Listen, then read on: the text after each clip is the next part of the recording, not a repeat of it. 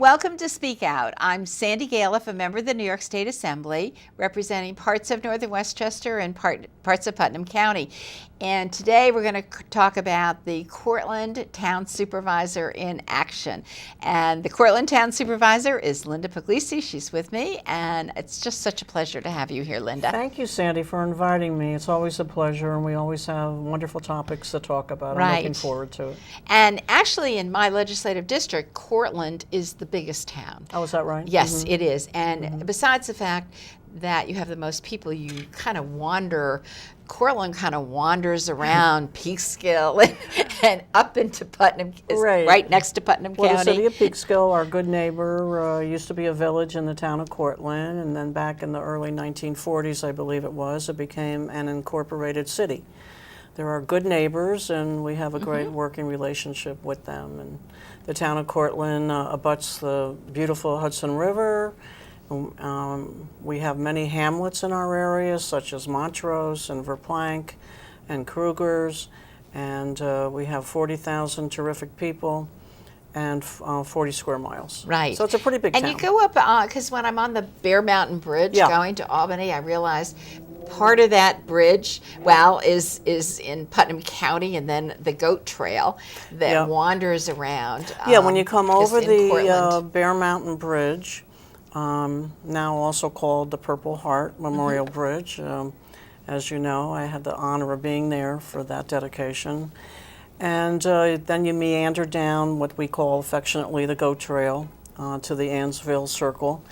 And the town of Cortlandt begins right there when you come off that bridge. Right. Yep. So. And then it goes down to through the village of Buchanan, of course, and the village of Croton-on-Hudson, to the Croton Gorge Park and the Croton Dam. So it's really a beautiful town, many parks, lovely open spaces, and we're doing pretty well on our economics and more commercial in our community. Cortlandt Crossing Shopping Center just opened. But we're looking for more economic growth, obviously because Indian Point is closing soon, and that's our largest tax revenue generator and our largest employer in the town of Cortlandt. I know you want to talk about Indian Point in a few moments. Well, let's go back a little bit. What are some of the things in the last, you've been supervisor now for 27 I'm in my 28th years. year. 28th year. Yes, okay, it's an so honor. what are some of the different things that have happened? I know there's been preservation of land during that period of time for parks. What are some of the differences if somebody looked back 20 years ago? Well, how much time do we have? Well, you have to do it briefly. Okay. Really, we have such wonderful teams working together, town board members, department heads, employees, volunteers who give us ideas also. And as I say all the time, it's been such an honor to be town supervisor for these 28 years. The time has gone like that, by the way. But we have a Cortlandt train station in the town. That was something that I lobbied for with Metro North. Right. If I remember correctly, there were two small little stations. Yes, they were outdated. They were not. They were not handicapped accessible in the Montrose section of town and in the Krugers area of town. And so we lobbied to have a centralized train station, and Metro North agreed, and so they built it. And they had some land that they acquired, and we abutted with our youth center, and the New York State Police headquarters for Troop K is right there too, off of Memorial Drive. You're familiar, right? So it's also very good for the veterans' home.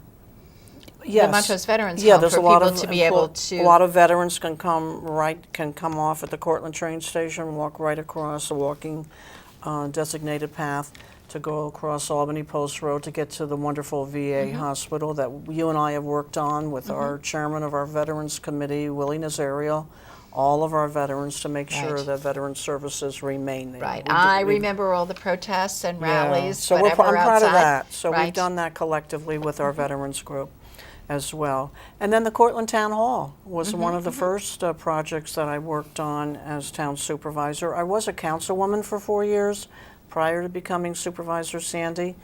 And I always thought that it would be important to have our own identification and our own town hall.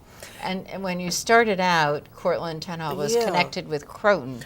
right? Part of the building. I'm the last town supervisor that had an office space in the Village of Croton Village Hall on the first floor. And it was lovely. You know, we had a lot of great meetings with our Croton officials, still do, by the way. And then once we found this wonderful school that Lakeland School District no longer wanted, and they were putting it up for sale, it was their one of their elementary schools, I thought it would be a great idea for Cortlandt to purchase it. The board at the time, the supervisor at the time, we worked on that, and then we put it up for a referendum because we wanted the people to speak. Something of that magnitude. You want the public to speak. And it won overwhelmingly, 3-1 to purchase it. And there had been a fund set aside to have a town hall in the future, so we used that money. The reuse of an old school. It was a recycling of a school, and you know, we've kept the history of the school. One of the wings dates back to the 1930s to a WPA project, by the way. And so it's really exciting. We're really, really proud of it. Half of our town employees are located at the town hall. It's 6 acres, a campus. We have a Little League field there that we provide for the Little League. And so it's, and the girls' softball also, Sandy. So that was a project that I worked on, and so I've been the first supervisor in this town hall and the last one in the village hall. I know there will be many after me, but I'm really proud of that endeavor. Right. And open space has been important. The environmental issues has been really key to me. That was something that I ran on initially. And so we have added about 3,000 acres for open space and parkland purposes during my tenure. So we have a lovely balance of parkland / open space, economic growth, residential, some commercial, some industry. Obviously, Indian Point has been the major industry in our community. It's located in the village of Buchanan, by the way. Right. And Buchanan, of course, has their own government with the mayor, Teresa Knickerbocker. And the town provides some services. So we are partners with Teresa and her board on going through this journey now of Indian Point closing. Indian Point, I know we have over the years have had so many meetings. Yes, we started out with public meetings, and for a while they really weren't working because everybody was yelling at everybody else, if you remember that. And then, I sure do. But we've had so many meetings with the Nuclear Regulatory Commission, Entergy, or before that, Con Ed and the New York Power Authority. So been a lot going on. Now the status today is with Indian Point.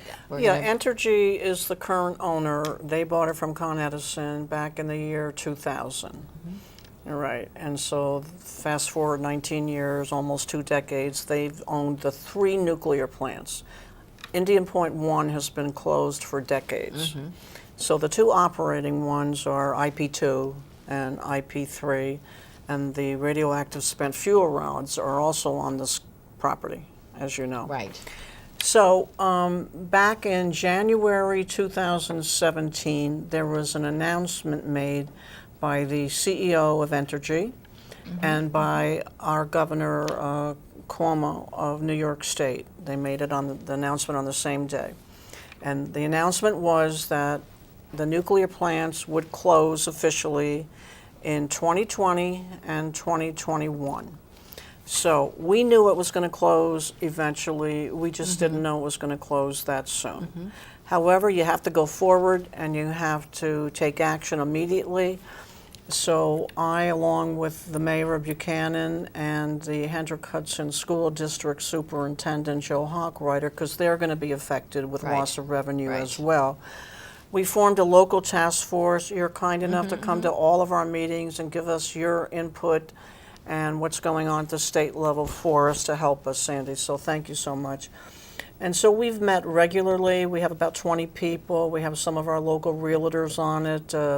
Our Chamber of Commerce is a member of it. Reps from the town board, village board, school board, and other labor and so on. And then there's a community organization called Power Through Cortlandt. They're represented on our local task force. And then your counterpart, the state senators, come to our meetings also. County Executive George Latimer has participated. And it's been like a research paper for me and for us. We've had the NRC come to speak to us. Right. We've had Entergy come and the Vermont people. And then the Vermont citizens group from Vermont. There was a nuclear plant owned by Entergy up there, and it's called the Yankee plant. So we had the citizen group come down and tell us what they're going through, because that closed by Entergy prior to ours. So it's been a research paper, as I've said, and we're concerned about the loss of almost 1,200 permanent jobs. And we want them to be retrained, reskilled, and so on. And Entergy is working with them. And to the best of my knowledge, I think they are. And so we're concerned about good paying jobs, a lot of union jobs. So we're concerned about that. And then the loss of revenue. And just quickly, as briefly as I can, the whole amount of money every year is $32 million in revenue. For all of the different, and all that goes of the out to different affected parties. You start with And the county and the county the library. is 1% of their budget that they're going to be losing. The town of Cortland, 2%, and that equates to $800,000 a year. On a $42 million budget. I'm not going to say we're going to be fine, because who wants to lose $800,000 in your budget? But we're doing our best to address it immediately by putting $100,000 a year aside each year. So when we get there, we'll have some money in the bank to offset it. And we're looking for economic development, and I can talk about that in a few minutes. And then Hendrick-Hudson School District, which is in the jurisdiction of Indian Point, will lose $24 million a year. That is 1/3 of their annual revenue. And if we can all think about our school district, whatever school district you're in, losing a third of their revenues, it's a really tough issue. They're looking at plans, and of course we're looking to the federal government, the state government, to help to offset to some degree. I know there are budget restraints at all levels.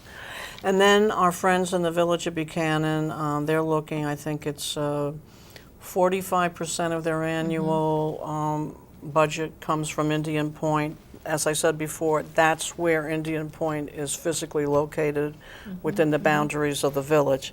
And that equates, I think, to about $3.5 million a year for the mayor, the trustees, and for the wonderful people in the Village of Buchanan. So we're all in this together. It's our biggest challenge, and as I said, it has been our largest source of tax revenue and employer. So these are big challenges. That's always hard for any community. If you lose one industry, but Indian Point was like a huge industry. It's huge. It wasn't, just losing your medical office building or something like that. I remember years ago, General Motors left in. And that was big. That was big. Yeah. Right. I've talked to the former mayor there, Phil Zagarelli, who's a friend of ours, and how he got through that journey, and they still are, right? Right. So for a huge corporation to leave a community is big, no matter what it is, an IBM and a GM. But these nuclear plants are big. A little different too, because the nuclear plant ends up with the spent fuel rods that are still there. Yeah, so that's a problem. That's an issue as you think about. General Motors has had to clean up, and they had paint because of the paint plant that really put toxicity into the soil. Yeah. But the problem with the spent fuel rods is that there's no place for them to go. They're not going to Yucca Mountain in my lifetime, because nobody wants the radioactive spent fuel rods to traverse their state.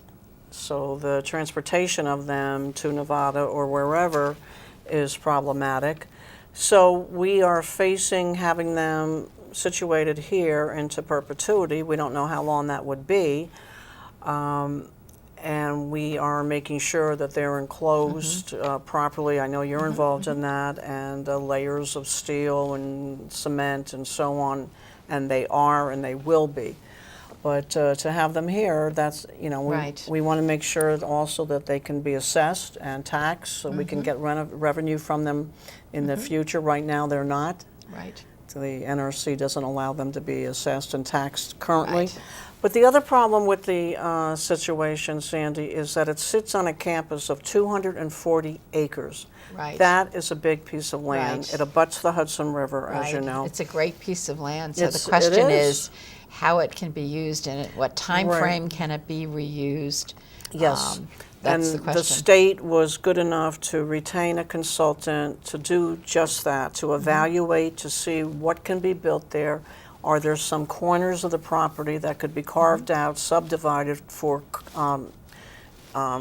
uses for economic growth now or in the next couple years?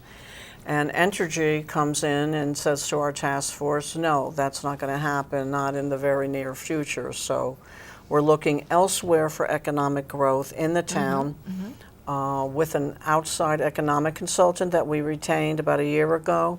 The town paid for it, $85,000, to look at properties in the town. Our planning department, Chris Gill, Michael Prezioso, our town engineer, they're looking at parcels that are unused right now. They're vacant. You just did basically a report from that economic development group, Yes, right? yes. As to like places, corridors in the area that That's might right. be able to be expanded. So anyway, with the state's consultant, they did say in their DL English was the consultant, if you recall. They did say, in their expert opinion, that corners of the property could be reused for economic growth, that it wouldn't be impacted, in their Right. opinion, by the dismantling of the plants and so on. But Entergy right now, they may change their mind in the future, says no. So we have Right. to take inaction is the title of the show.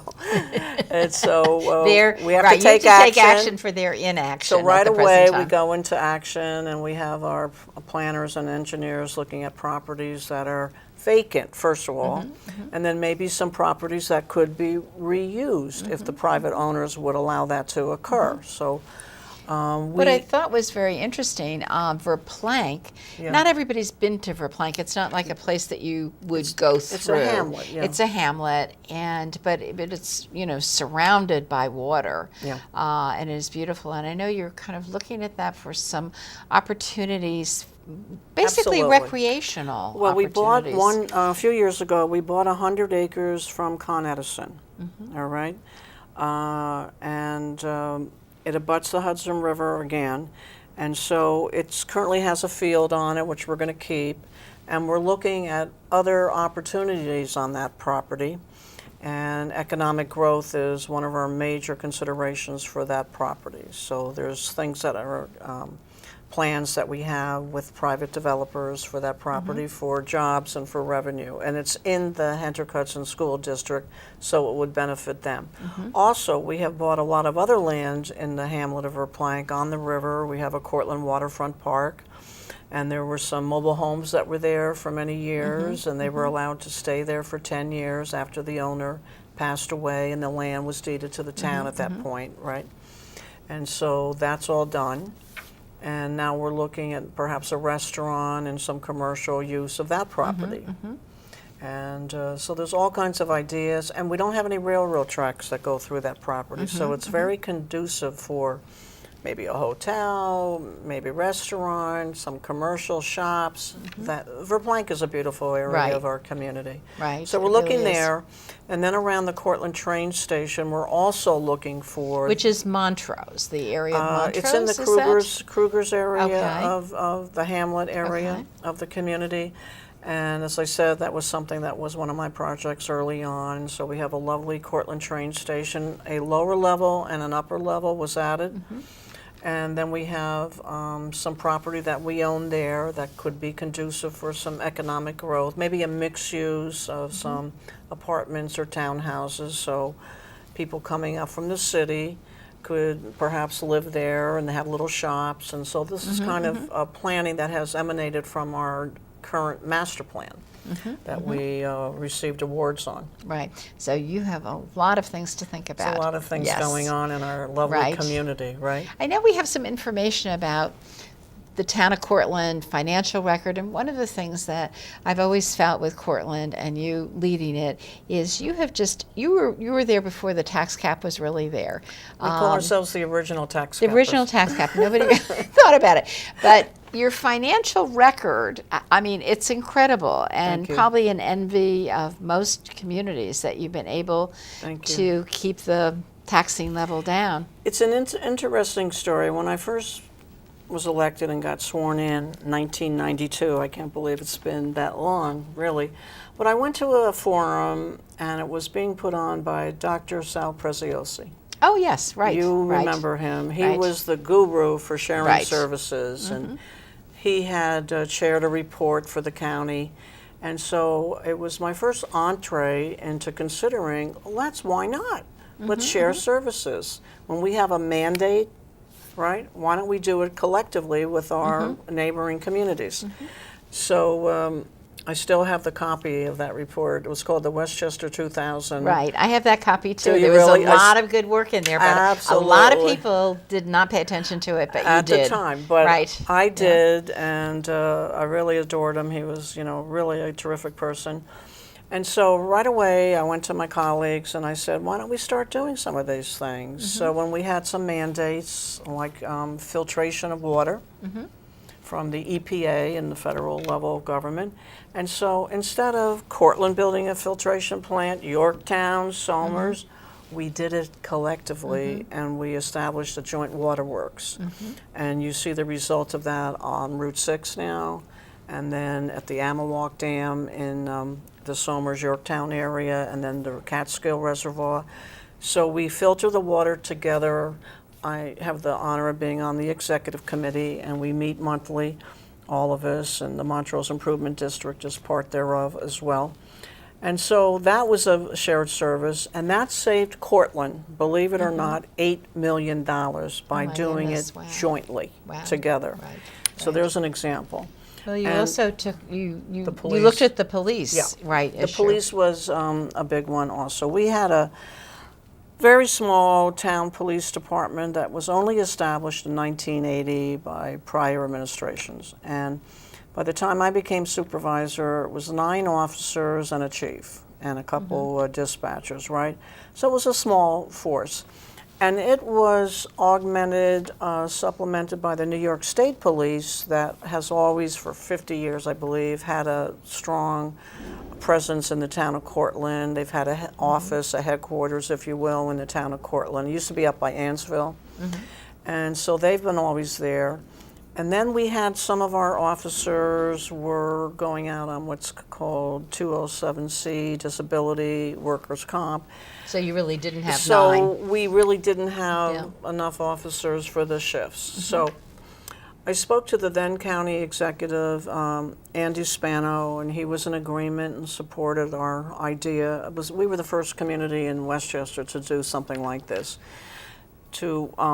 We dissolved our small police department because we didn't have a lot of And you police. did that with public referendum, if I remember, didn't you? With the Well, police? what we did for the referendum was to ask people to support us building a new permanent state police barracks Oh, okay. headquarters down by Right. the Cortlandt train station, and that won overwhelmingly. So we knew they were going to be a strong presence here permanently forever. And then, as I said, some of our officers weren't working. They were going out on disability. And so we asked the county executive if we could have a northern Westchester satellite of the county police department. He agreed. Our boards voted on it. And so the referendum was on the police barracks. So I personally worked as hard as I can to find those police officers other positions. Some of them were absorbed into the county police department, by the way. A couple of them went into private security positions, and then others went out on this disability. All right. So, and we have that plan today. Right. And And over time, you've had to Over save time, a oh lot my of money. gosh, right. At that time, it was 1999 that we went into this new police plan for economic reasons. We were spending $1 million a year on just our small local police department, just about. And now, today, fast forward 20 years later, we are still only paying about $900,000, $1 million a year to the county police department. So if it would have escalated and Right. grown, and we probably would have been at $6, $7, $8 million a year, if not more.